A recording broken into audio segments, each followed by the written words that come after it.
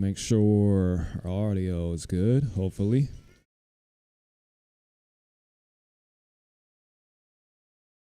All right. Yes, sir. Yes, sir. I think we should be good. Turn these volumes up a little bit.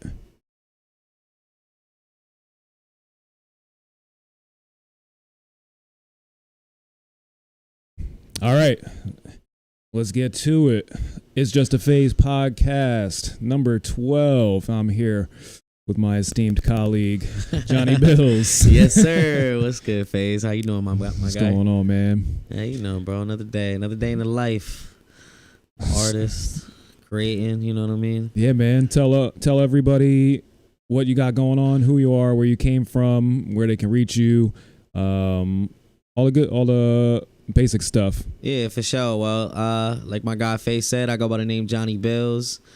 From the 610. I've known Phaze for probably 10 plus years at this point. Probably. Yeah, man. I'm a music artist, entrepreneur from the area. Got a new project that's about to drop on the 22nd. It's called 1.000, which is the first issue from Tales from the Phantom City. And yeah, man, got a listening party coming up on December 16th. It's going down, so if y'all want the exclusive tune-in or the exclusive listen-in, make sure y'all pop out, grab y'all tickets. It's at the Alternative Gallery, December 16th from 5 to 9 p.m., man. So I got some dope stuff for everybody that shows up. And, yeah, man, make sure y'all tune in. Absolutely. Yeah, it's been a long time since you started. I think I might have shot your first video. Yeah, yeah, I did a freestyle to...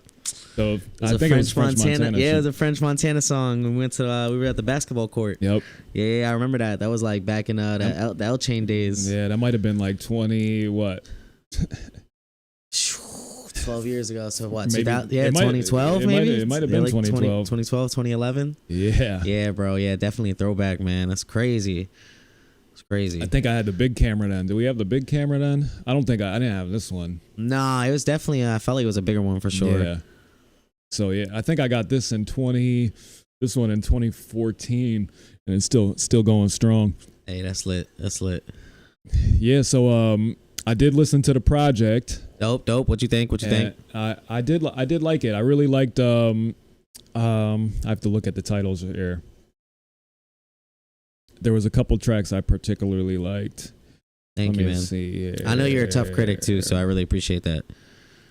I liked the Fallen interlude, the Midnight in the Valley, and Protect Your Peace. I like the melodies you got into there.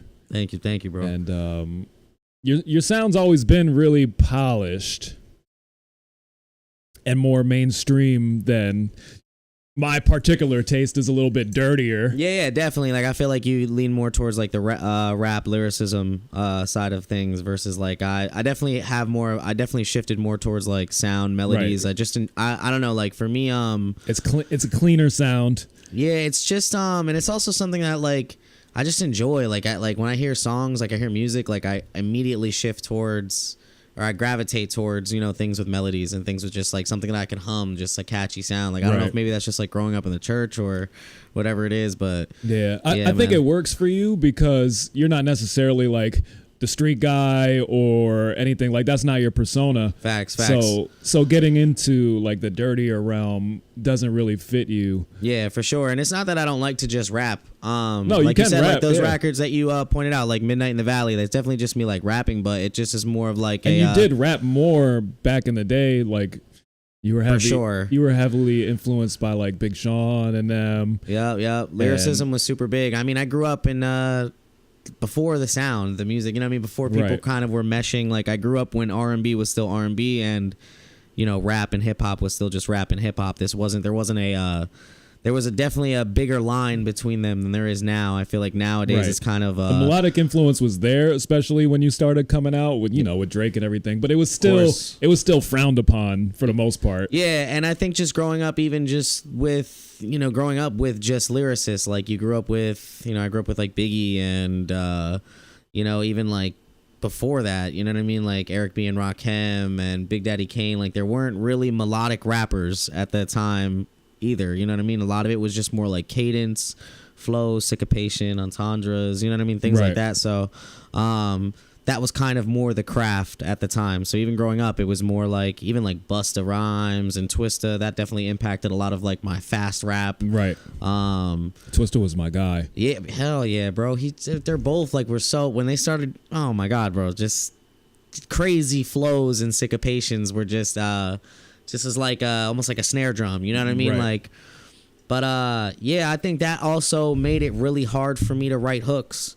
Like now people are like, dude, your hooks are so catchy, and I'm like, bro, you have no idea how long it took me to even get close to being able to write a hook. Like I couldn't write a hook for shit. And yeah, man, now it's a little bit easier for sure. Yeah, but it definitely takes a while for anyone to grow into themselves as an artist.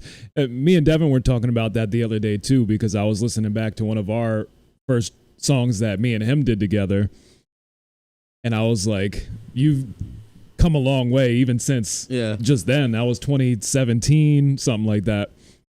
And he's come a long way even since then, and you've come a long way since back in the day as well. Dude, I remember listening to something I had on Dat Piff, rest in peace. But yeah, dude, I just listening to Dat like Piff's still up. Is it? Is it? Oh my god, dude, I feel like when I go to check the app, it's not there anymore. Maybe it's like I have to go on the website. Yeah. Make sure you're speaking into the mic though too, because I got some Jones in there. It might not catch you with the compressor. Yeah, no worries. But yeah, no, the last time I checked, the app might not be around anymore, but I think the website definitely is. Yeah, bro, I remember dropping a couple mixtapes on there. Yeah, for sure. That was the crazy. Those were the fun times. Yeah, man. And now everything just goes to Spotify. Yep, streaming platforms, bro. SoundCloud's still kicking, which is dope. Yeah, Audio Mac is still around. I don't know how many people would use it anymore, but nah, it's definitely a lot of short content. I feel like is being absorbed. Yeah, that's where a lot of things are breaking. You know what I mean? Like, right. I always say short content doesn't last long. Yeah. Jesus Christ. Yeah. Nah, I mean, dude, it's just wild how people are absorbing content now. Like, it's just you know, 30 seconds, 45 seconds. Like that'd be the type of shit that be breaking a record, is a bunch of 30-second clips, you know what I mean? And then when you hear the rest of the song, you're like, I only like that part. I only like that 30 seconds, bro. I've definitely run into that, especially with like the TikToks, you know what I mean? Like TikTok will break a record and it's like I find out I only like that 30 seconds of the song. Yeah, it is weird. It is very hit or miss for sure. Definitely hit or miss. Yeah, I don't like that. Like I've always been the type of artist and producer to enjoy making entire projects, and I like absorbing entire projects. And that art form is being lost. Like I like the packaging, I like the artwork, I like the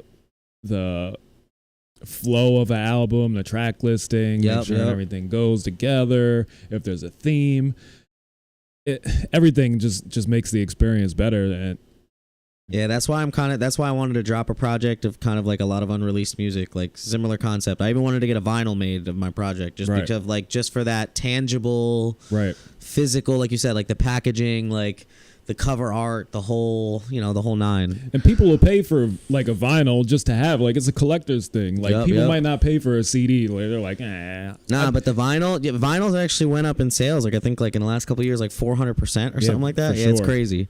People won't buy a CD off of you because I like CDs. I have a bunch of CDs still, and but people don't really collect them.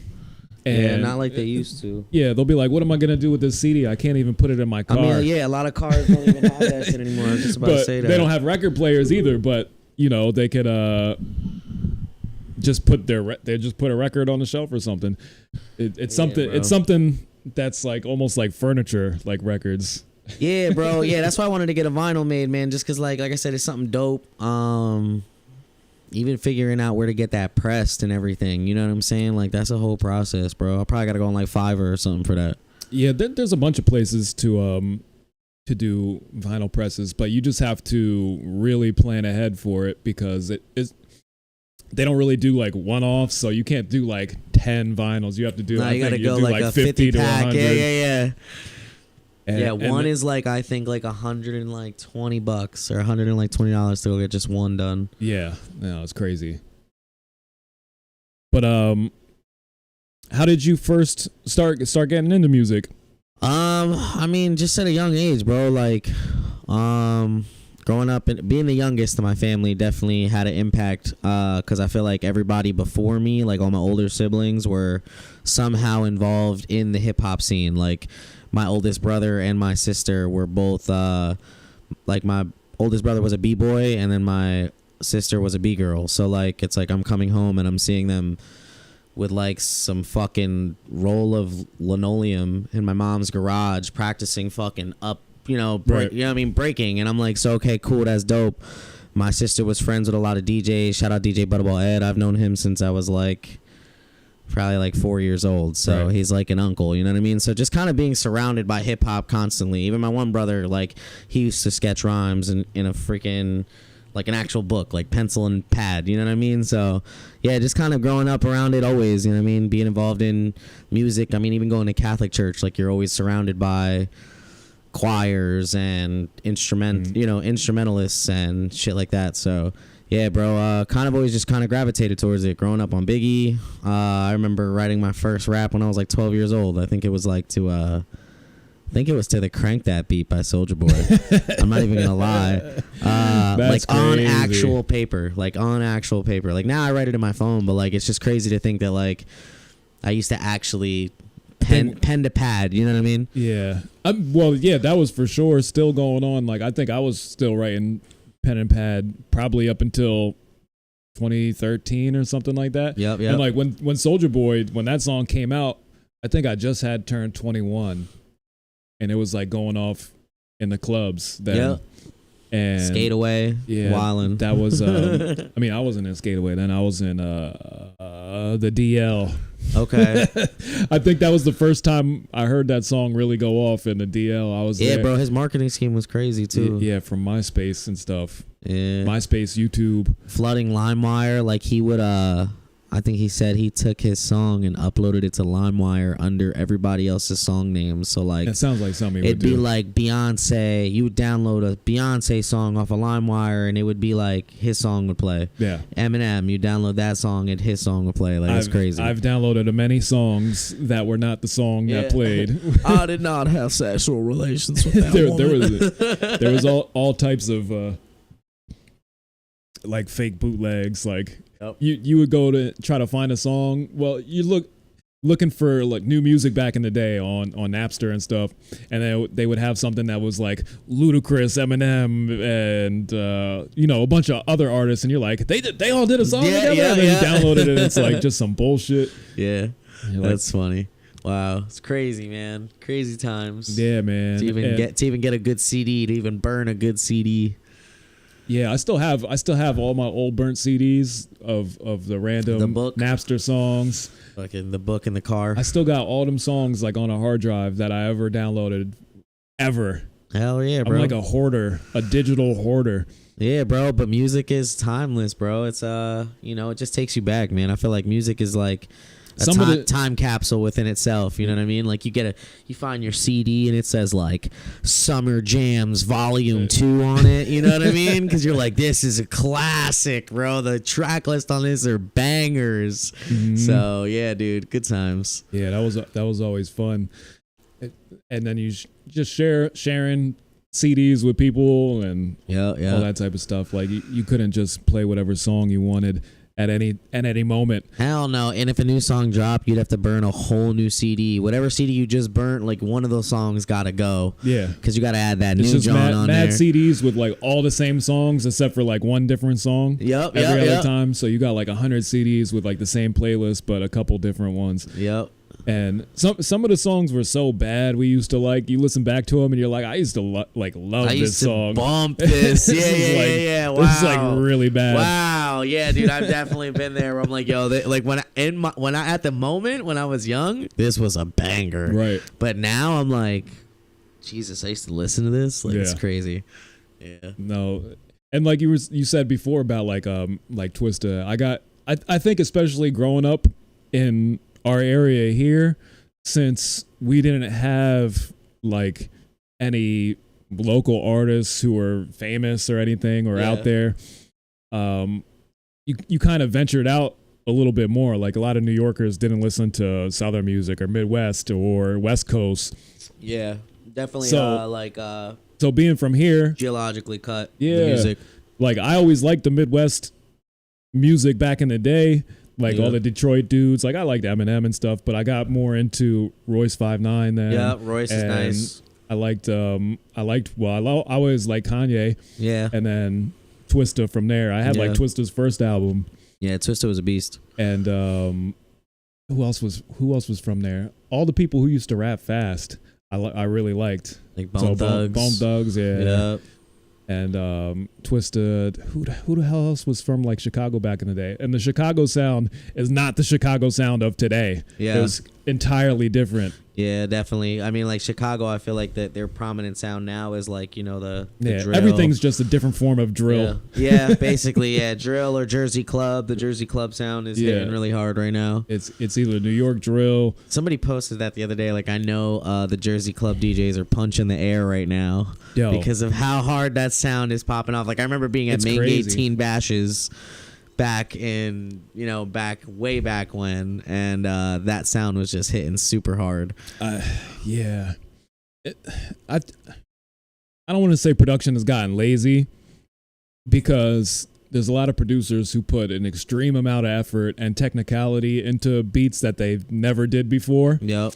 But there's also a lot of shit that is just like they just pick whatever sample and just do the Jersey Club or the drill and drop it drums. out. Yep. And it's like, what is this? Like, you just picked anything. Yeah, I like when producers work with an artist too. Like, I feel like that's kind of like not a thing anymore. Like, where specific producers would be like, "This is my guy. We're gonna build a sound together and make it blow up." You know what I mean? Absolutely. You already know that's what I've always tried to do. Yeah, dude. I just feel like that's such a dead art now. Like, I feel like I vividly remember that with like DJ Mustard or like a you know, 40 and Drake, and you know what I mean. I feel like I remember that where it was like, we're gonna do this is our thing right here. That's what always. That's all. What to me, that's what always wins too. Once you do it successfully, because look what happened with Drake. He created a whole entire sound for his area, which is now, you know, kind of the mainstream sound. Yeah, but it's like still the Six sound. It's still the Drake sound. Yep, exactly. And I feel like it makes it much more. The art is just such a. It brings you into more depth to their world. Yeah, it has so much more depth to it too, because it's like we're creating this together. Like you're analyzing my vocals in order to create this, you know, the instrumentation that fits it and enhances that sound. Like, you know, producers. Like, bro, it doesn't really matter. Like, I mean, personally, like, it doesn't matter how good you could rap. Like, a lot of the time, producers are the ones that will, like, save. Oh, for sure. Save a lot of the music. Like, you know what I mean? Like, you could be the best rapper, but a cappella, that doesn't matter. You know what I mean? Like, especially when you're trying to put out records. You know what I mean? Like, there's got to be that balance, man. Like, somebody there who's kind of curating that sound to fit your needs, you know? Absolutely. Like, I feel like I could take almost anyone and make a listenable project. Yeah. Nah, yeah, you're definitely, I mean, shit, even the reggaeton shit that you were showing me earlier, I'm telling you, that's right up St. Limite's alley, bro. Yeah, can make it work. And it just takes time to feel out an artist, like the project I just put out with Tug. Yeah. Me and him have been not working together, but we've known each other for, you know, since 2006, but we never did a project together. Yeah. So we locked in on this one that just came out, and I feel like now we're just hitting a stride now after doing the project. So the next one is going to be, I think, more cohesive and more so a blend of what we are creating, because everybody has a different sound. Like when I work with Slim has a different sound, and then I work with Devin, he has a different sound, and then when I do stuff for myself, I have a different sound. It's all similar and relative, but there's slight variations that make it unique to each artist, because you don't want to do a project where, I mean, I guess you can, like if you do like an album with like DJ Premier, it's gonna sound like a DJ Premier album. Yeah, like all the beats are gonna kind of flow together. Right. Yeah, it's like kind of how like I feel like Hit Boy has been I think it's Hit Boy, he's been producing like Nas's recent albums. Right. Like you could just kind of tell like that's Hit Boy doing that, like the way they work together. Like you could be like, oh yeah, that's definitely Hit Boy and Nas. That's their thing. You know what I mean? Yeah, they created a thing together. Yeah, and that's what I try to do with artists as well.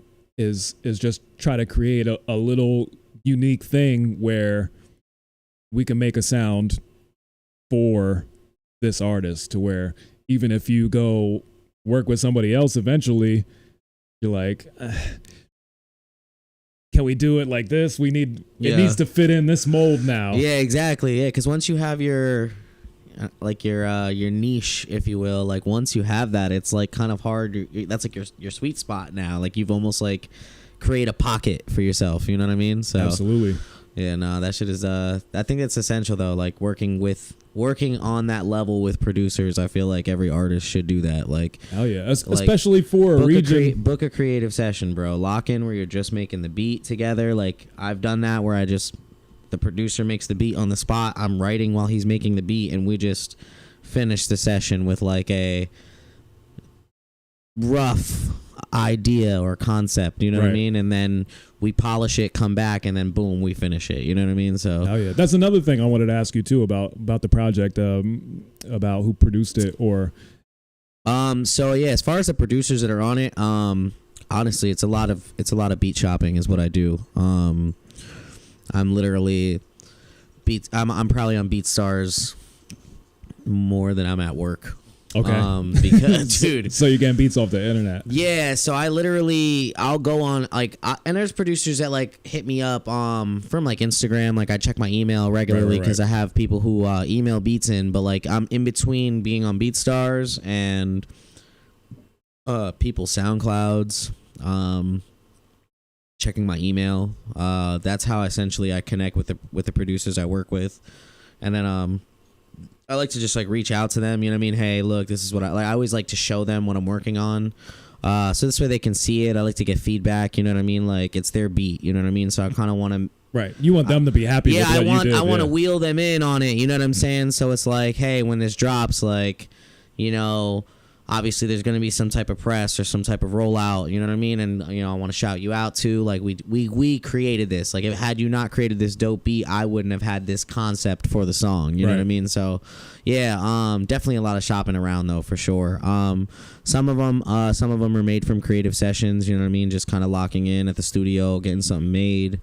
And but yeah, most of them is just me shopping around, bro. Like, I've had people be like, dude, you listen to that many beats in a day? And I'm like, yeah, bro. And they're like, yo, you could be an A&R, like, if this music shit doesn't work out for you, bro. Like, if you got time like that you just be listening to hundreds of beats. I'm like, dude, I go through hundreds of beats. I can hear it in the first like 10 or 15 seconds if it's something that's gonna fit my sound. Right.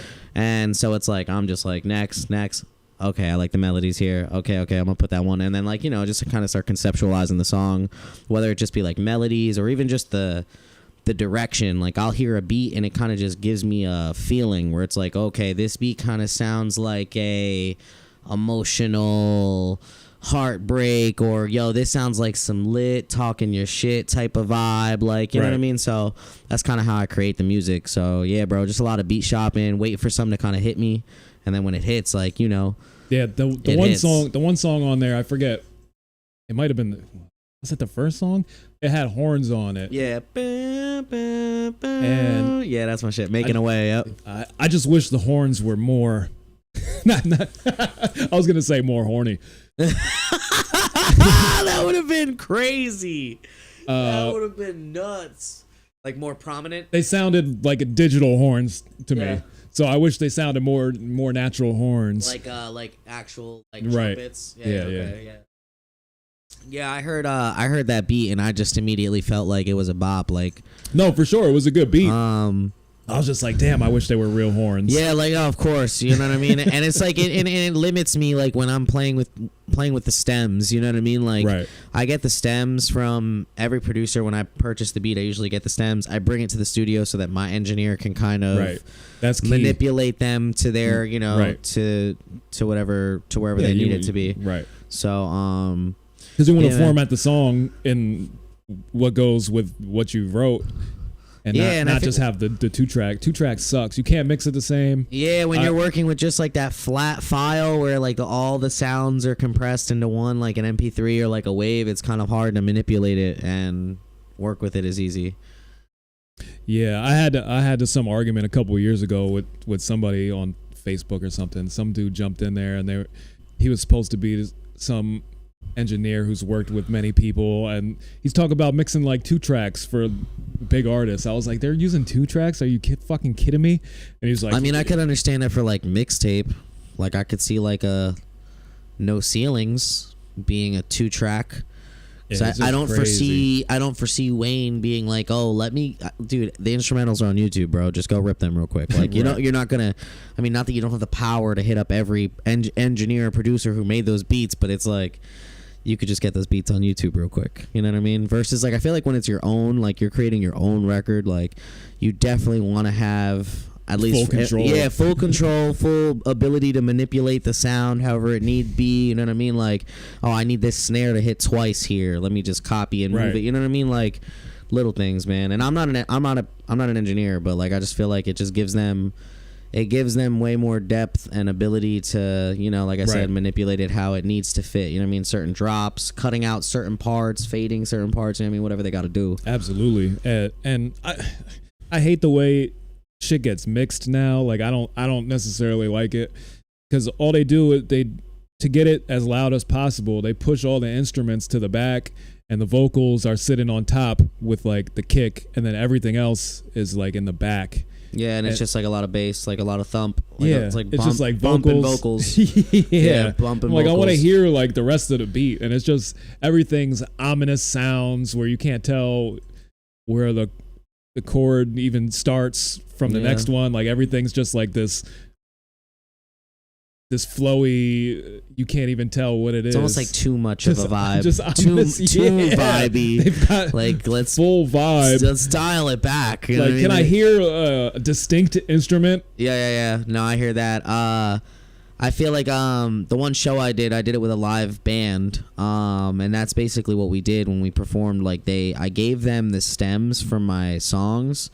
And then the band went in and removed everything that like they could replace with instruments. Right. And it just like, I felt like it created such a good raw sound, like hell yeah. Versus that, you know, like you said, like a very produced and yeah, everything's like an amorphous. Yeah, it's like just like blob. It's just like a fucking wah of music. Yeah, no, I hear that 1,000,000%.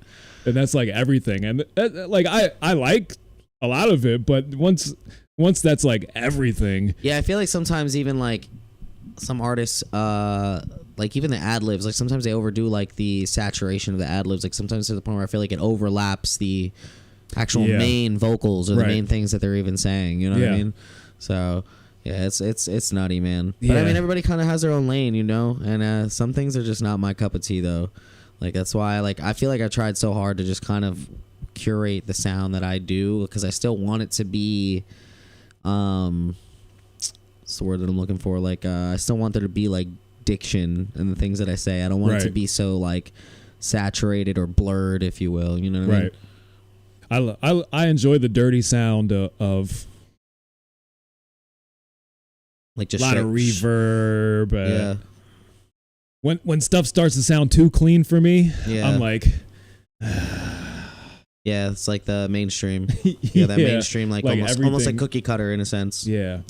And I was talking with Nice the other day too.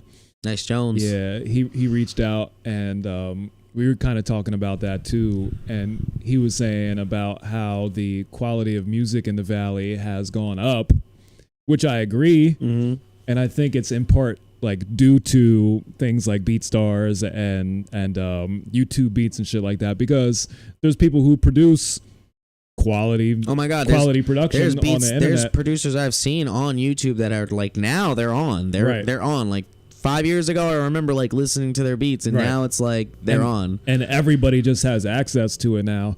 And I feel like the styles have, like you said, there is a cookie cutter aspect to it. There's like a paint by numbers that you can just copy and paste onto your style, and there you have it. Now you're at this level already. You're producing what would be the industry standard. Yes. Right. So you're just doing that, like, you know, to put the ad lib here, you know, to have your cadence at this level, you know, to have your bars set up in this fashion, where back in the day everybody was trying to be so original and different from the next that there was no guide. Oh shit, shout out Bez Music, he just texted me and told me he's tuned in right now. Nice. Yeah So there was, back in the day especially, I don't think there was a guide because everybody was trying to specifically do their own thing. Yeah. And that can fail really badly. Oh my god, dude.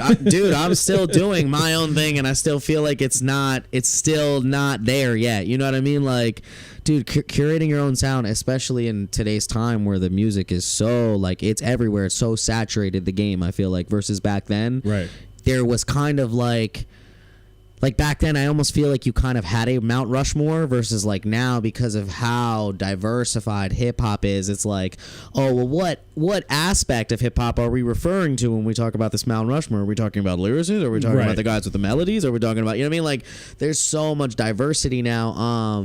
And yeah, man, curating your own sound in today's time is so hard because, you know, it's like, well, if it ain't broke, don't fix it. You know what I mean? Which I feel like a lot of people think that way, which causes them to replicate versus just create. You know what I mean?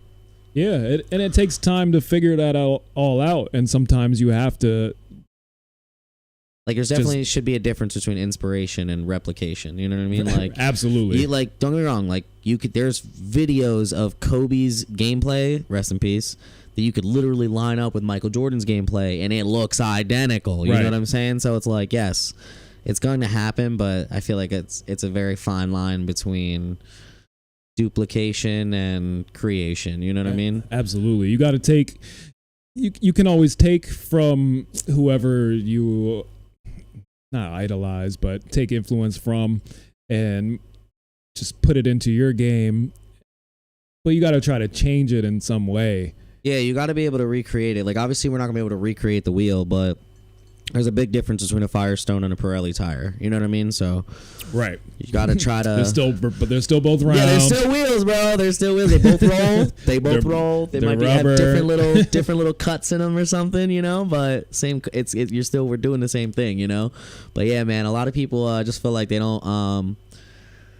They want to create something that they feel is going to hit, and I get it, because I mean, that's the world we live in. That's why there's so many companies that make light bulbs. There's so many companies that make cars, because they're just trying to make almost the same thing, but in a way that it's theirs, you know, branded to them, I guess you could say. So, and everything's so democratized now that everybody can do it, and it's relatively cheap to do now. Record your own music. Yeah, oh my god, you can get a setup in your crib for a few racks and probably be outputting industry. You could do it all on your phone. Industry standard quality. You know what I mean? And I mean, there's good aspects to that. Yeah, like I love the level of independence. Like I love the fact that but there's no more like gatekeepers. You know what I mean? Like but anybody can blow up now. I have an appreciation for gatekeepers when they were good filters for sure. They were good filters of what was getting. I feel like they were good filters of what was getting marketed to us or what was getting pushed to us, versus like now it's like I feel like they're like almost capitalizing on the nonsense. Yeah, in a for sense. sure. When there's no morality there and it's just for monetary purposes, then it's they're almost kind of looking at your numbers versus like, you know what I mean? Like, it could be anything that you do that's viral. Like, yeah, like the A&Rs, or if there even is A&Rs anymore, they're just looking at numbers. They're not looking at, is this a special artist with talent? Yeah, is this quality content? Like, you know what I mean? I feel like who's out there seeking the next whoever? There's there's nobody out there like looking for who they feel could be really big because they're good. Yeah. Almost basing it off of like, yo, this guy's TikToks are doing millions of views. Right. And it could be him rapping some crazy nonsense, but because it's getting numbers. Then they just take it and try to exploit that instead of like finding, which they could, like if they really wanted to, they could just find this podcast right now and go, hey, that podcast was really cool and it looks like they could use some help. And in these areas, let's put some money behind you guys because I like what you're doing. Like they could do that if they wanted to, but they don't. They just wait for. No, we'd have to have a viral moment right now. Wait for the numbers to come in. We'd have to have a viral moment, and then they'll be like, "Oh, I've seen that you did millions of views. Yeah, how can we? You know, let's. How can we? You know, get on board with that wave? It's almost like people don't want to help create a wave. They just kind of want to be there, like they want to hop on the wave when it's already on its thing, you know what I mean? Like people don't want to be there to like create something from the ground up. They want to like just kind of join it as soon as it's active. It's already there. Yeah, it's already at a certain level. Yeah, exactly. You know what I mean? And I think that's kind of what I enjoy about the independence of the music, like now in today's time, is because it's like it's gonna get to a point where all you can offer me is money. You know what I mean? Because if I stay consistent and I keep doing what I'm doing, it's eventually going to hit. Like, dude, I see these artists. I see artists that I'm watching. They're just consistently posting content, and I've seen artists go from 10,000 followers on Instagram to hundreds of thousands, and now they're selling out shows. Like I remember following La Russell right before like NBA players were showing up to his parents' backyard because that's where he's throwing the shows. You know what I mean? So it's like it's just those little things. You know what I mean? Like that kind of gives you a little bit of hope in this industry. Yeah, you just have to get over this. There's like a little hump you have to get over. Yeah, like if you want to get monetized on YouTube and they have those guidelines, you have a certain amount of subscribers, and it's like, how do you get over that? So I mean, it's a matter of, really, it's just like once you start treating it like a business, that's really what it is, bro. Like businesses, like how do you get over it naturally. Yeah, I mean, there's no natural way to do it. It's Like so there's no crazy. way to do it unless you're putting in the consistent effort. Like I was talking to you before we went live, like about wanting to just really start putting out content regularly. You know what I mean? Right. Like, dude, like LaRussell, and I hate to mention him all the time, but he literally has been like, bro, he's like, once I found out, it just took, like the work, which is, if I see these artists are posting 2 reels a day, then I need to be posting 4 reels a day. Right. If they're posting 4, I need to be posting 8. And at one point, he was on a schedule where he was posting 6 to 8 reels a day, and I don't want to say oversaturate the socials with the short content that these people absorb, but it's a matter of time before it starts to stick. You know what I mean? And they can't avoid you. They're opening up TikTok, you're there. They're opening up Instagram, you're there. They opening up Facebook, you're there. YouTube, you're there. You know what I mean? So it's like, and these people are just absorbing this short content. Like, shout out to We Live TV. That's my guy, Tim Foster. I'm trying to link with him because I was talking to him about he's been going crazy with the content. I don't know if you've been seeing him, but he's dropping a freestyle. He's dropping like a freestyle almost like every 3 days. It feels like. Yeah, I was gonna say that too because I seen his post saying that he's been done like 10 freestyles in 10 weeks or something like that. Yeah, bro, he's been doing like. And then I was like, I didn't see any of them though. Yeah, so the algorithm, I will say, with Facebook and Instagram, I feel like the algorithm only really favors you when you purchase the blue check, which I think that's like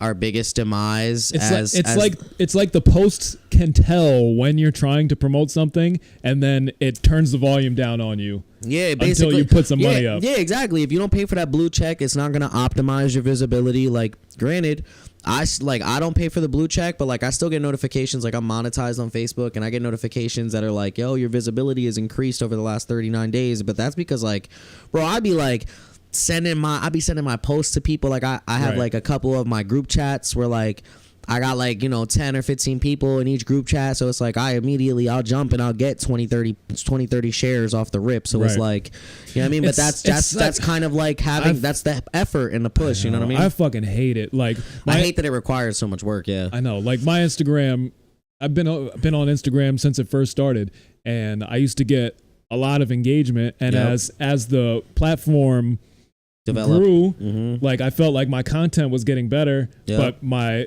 likes and shares and shit like that and comments was going down, and I'm like, but I'm posting more, like, my page looks better, and my content is better, but engagement is way down, and I have so many followers. Like, I got 4,000 followers.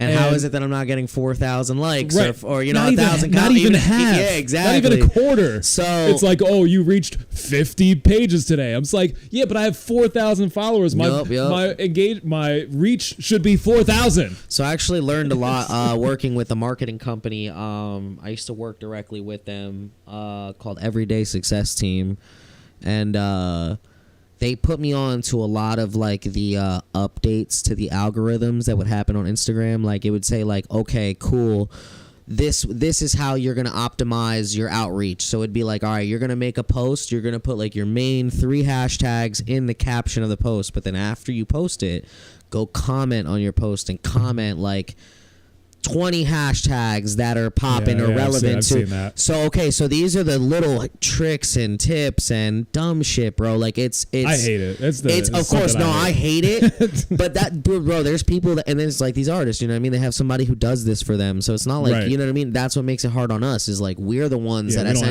we essentially have to start it. And then like, I hate bringing him up, man, but LaRussell, dude, he was just talking about it in this interview where he was like, bro, everything, he's like, my team that I had around me, I taught them how to do all that shit. Like, I taught somebody, yo, this is how the socials got to go, bro. I've been doing it like this, and it's been working. So here, I'm going to teach you how to do it. Now you handle that. Even trying to think of a hashtag makes me want to slip my wrist. I honestly don't. I go on Google, and I go top hip hop hashtags. So it'll there's literally websites that'll give you the trending, the ones that are being most viewed, the ones that are being most clicked on right now, little shit like that. But it's so much tedious work, you know what I mean? And that's why it's essential to like I said, even for the content creation, just having somebody with a camera to just follow you and be like, yo, bro, this setting right here, settings a little dope, bro. You should rap that one song, just the hook though, and I'm gonna just get you some dope shit. And there you go. There goes a 30-second reel. I'm gonna add the captions to it, and we're gonna post that. You know what I mean? Like, it's a matter of doing that because that's what's winning right now, bro. I know artists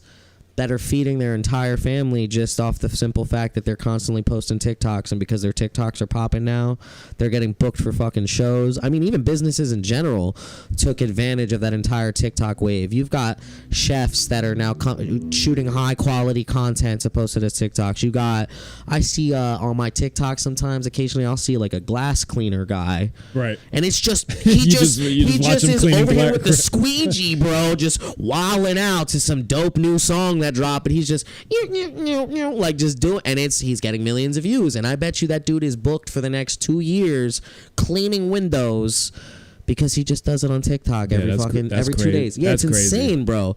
So yeah, that's the work that it takes, bro. Like I said, I've been following a lot of independent artists, La Russell being one of them. Russ is another one. I follow them, and granted, I'm not saying they're not investing into their marketing, because as a business, you have to invest in your marketing. You need to go, okay, I need to get some websites to post about me on Google so I can increase my SEO. I go on a little press run and yada, yada, yada. You got to do all that little stuff because it just creates this overall online presence. You got to make sure you're attacking like every single form of media there is, whether it's Google, YouTube, TikTok, Instagram, Facebook, like whatever these people are consuming, you got to be there. You know what I mean? Crack. It is, bro. Yeah, you have to you got to be like this phone right here. This is their crack pipe. Right. The content you release and the media you release is the crack that they're going to put in it. So you need to be everywhere. If you're on TikTok, boom. If you're posting 3-4 times a day, they're not going to miss you. Same thing with Instagram. And it's just getting the 3 to 4 pieces of content to go, okay, let me schedule all this. Like, you have to creating a schedule, you know what I mean? And obviously having a life on top of that is just difficult, you know what I mean? So absolutely. Yeah, man, it definitely takes a team. And even with this project that I was dropping, bro, like I had my guy help me, my guy Alex Cruz. You know what I mean? He's talk about that, because you are one of their artists too. Yeah, so I'm on Cruise Control Entertainment. Shout out my guy Alex Cruz. He's doing a lot of big things out in Tennessee right now. Like, his podcast is one of the highly rated podcasts out there. He's been getting a lot of like bigger artists. I think he even interviewed like Young Buck recently, which is cool because that's like, very nostalgic for us, especially growing up with the 50 Cent G-Unit era. But yeah, like he's been such a great help, bro. Like, like I'll get my songs, I'll get him all the files for my songs, all the lyrics and everything, and it's like, bro, I'm waking up to emails from DistroKid. They're like, yo, your song's been processed, your lyrics have been processed, yada yada yada. So it's like, just kind of having that team that's hands-on and able to handle the little minuscule things, like here, getting all my lyrics copywritten. Right. You know what I mean? Things like that. All that little stuff you need to do. Yeah, and that's just it's so important. You know what I mean? Like, people don't even like think of doing shit like that. So yeah, bro. Yeah, like I said, part of Cruise Control Entertainment. It's me, Eric Rose, Black Dre, Sin Limite. We need shit like that. Like, that's what I like. What Alex has been doing, because I'm so tired of everybody being a rapper. Like, I know he raps too, but even him, he's taking, for him to take on that responsibility and just a different avenue. I like. Yeah, bro. Yeah, bro, like, even he raps, like, he dropped the project not that long ago, but like but he more is, I enjoyed it too. Like, I don't think he's the best rapper ever, but I enjoyed the way he put the album together. Yeah, for sure. Yeah, me and him even had a record on there, which was dope. Like, and he is true to his craft. Like, he is not somebody that is like going to reach, or he had a vision. Yeah, like, he sees what he wants and that's what he produces, and I'm pretty sure he records himself and all that. So yeah. Shout out to Alex, man. Like, he definitely does a lot of a lot of work on his end, his creative direction. Dre too. Dre's dope. Yeah, Black Dre. Yeah, fuck with Black Dre, bro. Like I said, on this next project that I'm gonna be doing after the one that I drop, I want to kind of be doing a lot of features with them, like Black Dre, Sin Limite. I want 610 producers to kind of have hands on the project. You know what I mean? I want it to be something that's Right. Made here. Homegrown. Yeah, I want it to be homegrown. I want it to be made here, recorded here, produced here, artists from here.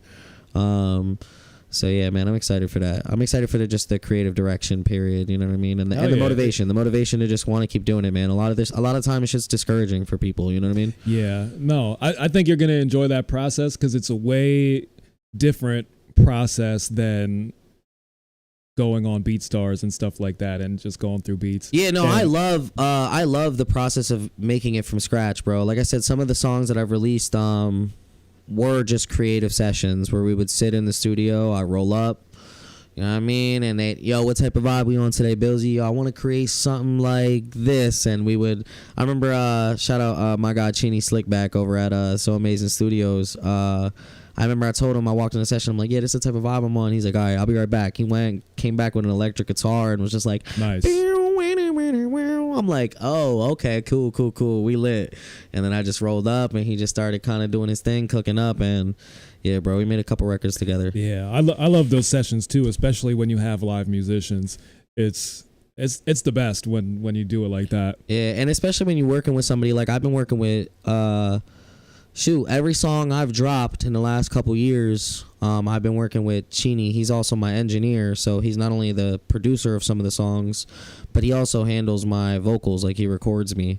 And you know what I mean, when you're working with somebody for so long and they kind of already know your sound, know your presets, like that I feel like is like such an unstoppable creation. It's so pure in essence because it's like they're making the process just flows way better. Yeah, it just it's part like we're working like it's like, you know, Kobe and Shaq, bro. We are just working in tandem. We're like, you know exactly what key to put the beat in because you know that's the sweet spot for my vocals. Like, right. It's like I said, man, when you have that dynamic duo where you're working, like I said, I feel like that art has been lost. That dynamic duo of artist, producer, I'm going to make this beat so that your vocals fit perfectly on it. You're like, this is going to be right in your wheelhouse, you know? Hell yeah. So, hell yeah. Yeah, man. I'm excited for the next project, though. Definitely want to get some work in with the people out here. I want to record it out here.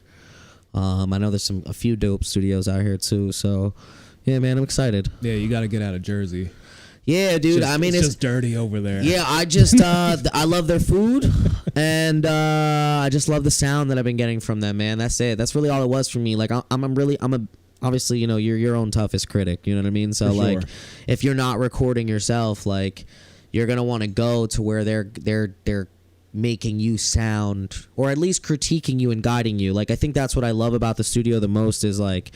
I'll be working with, and you know me, I'm a melodic artist, so like I'll be working with Chini and like, you know, he'll make me redo takes. He's not like a yes man. Like he'll be like, no, do that again. Nah, you missed those notes, bro. You're doing this. Ha ha ha. I need you to go ha ha. Mm-hmm. Like he's very like a stickler about it. So you know, I like working with people who see the vision. You know what I mean? Like somebody who like I could show up and I'd be like, yo, this is what I'm going for, and they're like, I bet I got you. You know what I mean? So I think that's another reason that kind of kept me there till at least I finish this project, because like I said, the next stuff I want to do is I want it to be here. I want it to be, you know, homegrown, like you said. Hell yeah.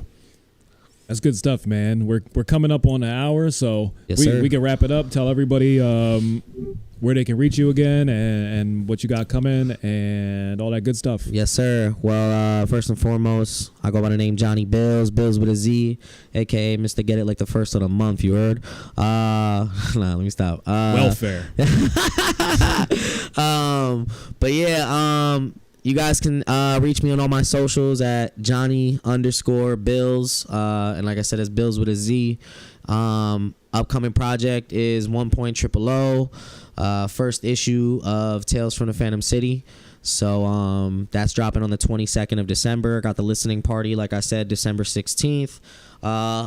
CCE and Towers Media are presenting the event. It's hosted by Quanta Tatted. DJ Bez Music is going to be on the ones and twos. We got We Live TV on the video coverage, so y'all definitely don't want to miss it. Like I said, I got a special gift for everybody that comes out, so make sure y'all get y'all tickets. I think tickets are still available, but I think we're a little bit over half capacity, so make sure y'all grab them up before they get sold out. Yeah, man. Other than that, I appreciate the opportunity to be on the platform, bro. I'm glad you enjoyed the project, and you already know, bro. We definitely gonna lock in, and we gotta make something for the next one. You know what I mean? Absolutely. And Follow I'll be the back man for sure. Yeah, follow the man.